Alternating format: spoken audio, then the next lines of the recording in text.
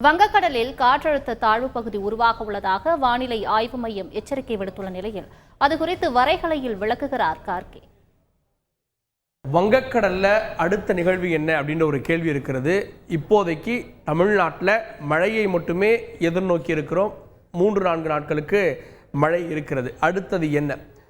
வானிலை ஆய்வு மையத்துடைய முன்னாள் இயக்குனர் திரு ரமணன் அவர்கள். சார், இப்போது நம்ம பார்ப்பது காற்றினுடைய படம். இப்போதைக்கு நமக்கு மழை வருது. ஆனா தனியார் வானிலை ஆய்வாளர்கள் என்ன சொல்றாங்க அப்படின்னா, அடுத்து ஒரு புயலே உருவாக போகுது. இது வங்கக்கடல்ல ஒரு தாழ்வு பகுதி உருவாகி கொண்டிருக்குதுன்றாங்க. இன்னும் ஐஎம்டி வெயிட் பண்ணிட்டு இருக்காங்க அபிஷியலுக்காக. ஸோ இப்போ நம்ம பார்ப்பது காற்றினுடைய படம். 20ஆம் தேதி நிசப்தமாக தான் இருக்கிறது. 21 அவ்வாறாகவே இருக்கிறது. 22ஆம் தேதி பாருங்க, வங்கக்கடல்ல ஐ திங்க் அந்தமானுக்கு அருகே 2க்கு நடுவுல ஒரு சின்ன சுழற்சியாக அது மாறுகிறது. 23ஆம் தேதி இன்னும் தீவிரமாகிறது. 24ஆம் தேதி அதி தீவிரமாகிறது. சோ இது இப்போ நமக்கு காட்டக்கூடிய மாடல்ஸ். இந்த மாடல் சொல்லக்கூடிய செய்தி என்ன? இது என்னவாக மாறும்? அதாவது மத்திய வங்கக்கடல்ல உருவாவதாக காட்டுகிறது. ஆமா. ஆனா வானிலை மையத்தை பொறுத்தவரையிலும் அதிகாரப்பூர்வ அறிவிப்பு இதுவரையிலும் வரவில்லை.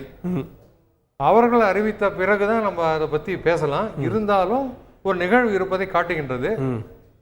இந்த ஐரோப்பிய கணினி மட்டுமல்ல, இவன் அமெரிக்க கணினியை எடுத்துக்கொண்டாலும் அது காட்டுகிறது. அதுவும் காட்டுது. அது காட்டுது. ஆஸ்திரேலியா வரையறுக்கப்பட்ட ஒரு பரப்பளவில் தான் அது காட்டுது. Limited area model.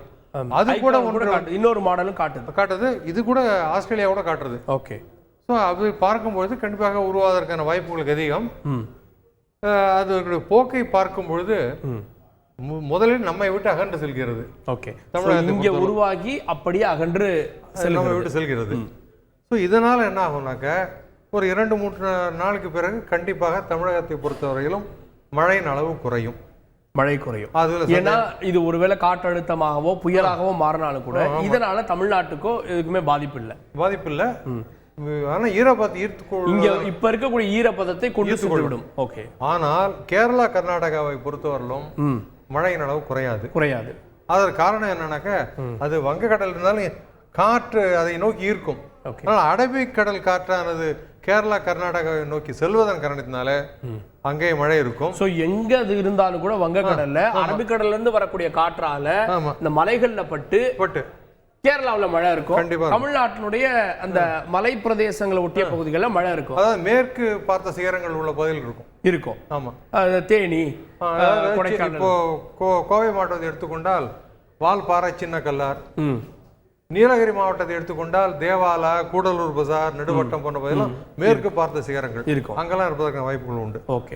இப்போ நான் என்ன மற்ற மாவட்டங்கள் எப்பவுமே பாருங்க, இந்த வேலூர் அல்லது வட தமிழகம், சென்னை, இந்த உள் மாவட்டங்கள்ல சீக்கிரமாவே ஒரு வறண்ட வானிலை வந்துவிடும். இப்போ இந்த புயலால உள் மாவட்டங்களுடைய நிலவரம் எப்படி இருக்கும்? அதான் கடலோர மாவட்டங்கள் மற்றும் மத்திய மாவட்டங்களுக்கெல்லாம் மழை குறையும். கண்டிப்பாக குறைந்து விடும். ஸோ அதனால அடுத்து வேற ஏதாவது நிகழ்வு வருதான்னு நம்ம பார்க்கணும். ஓகே. நான் இது உத்தேசமா தான் கேட்கிறேன். ஒரு கோடை காலத்துல இந்த மாதிரி தாழ்வெல்லாம் உருவாகி இருக்கு. ஆனா புயல் வருவது அப்படின்றது ரொம்ப ரேர் அப்படின்றாங்க. அவ்வாறு புயல் வந்ததுன்னா அதற்கு பிறகு வரக்கூடிய நிகழ்வு என்ன? இப்ப தென்மேற்கு தொடங்கி விட்டதுன்றாங்க. அதுல ஏதாவது டிஸ்டர்பன்ஸ் இருக்குமா? இது தென்மேற்கு தொடங்கவில்லைன்னு சொல்லணும்.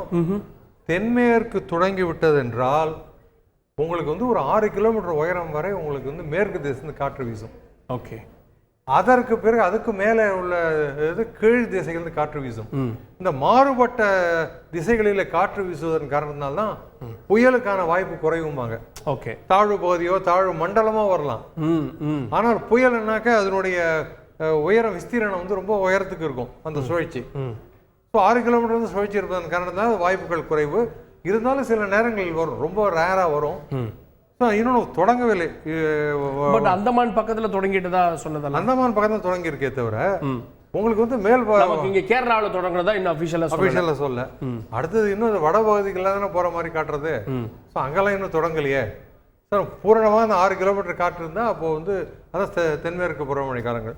தென்மேற்கு பருவமழை தொடங்கி விட்டதுன்னு கேரளாவில் சொன்னா கூட நிறைய காரணிகள் வைத்துக் கொள்வார்கள். 1 கிலோமீட்டர் உயரத்தில் என்ன காற்று இருக்கிறது, வேகத்துடன் இருக்கிறதா? 1.5 கிலோமீட்டர் உயரத்தில் வேகமான காற்று இருக்கிறதா? அடுத்தது இந்த மேக தொகுதிகளோட அடர்த்தியை பார்ப்பாங்க.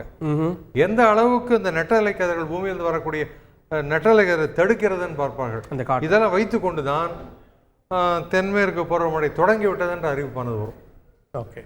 ஸோ இப்போ இது வந்துட்டு போகிறதால நமக்கு வந்து அடுத்து தென்மேற்கு பருவமழையில் தீவிரமான மழைக்கு வாய்ப்பு இருக்குமா இல்லை குறையுமா? அதில் இந்த வருடத்தை பொறுத்தவரையிலும் ஜூன், ஜூலை, ஆகஸ்ட், செப்டம்பர் 4 மாதங்கள் தென்மேற்கு பருவமழை மாதங்கள். அதில் கண்டிப்பாக நல்ல மழை இருக்குன்னு தான் நீண்ட கால வானிலை அறிக்கைகள் சொல்கின்றன. ஓகே. ஸோ இன்னும் நம்ம டீட்டெயிலாக வந்து தென்மேற்கு பருவமழையை தனியாக நம்ம பார்க்கலாம். நன்றி சார் இணைந்ததற்கு. செய்திகளை உடனுக்குடன் தெரிந்து கொள்ள உடனே சப்ஸ்கிரைப் பண்ணுங்க.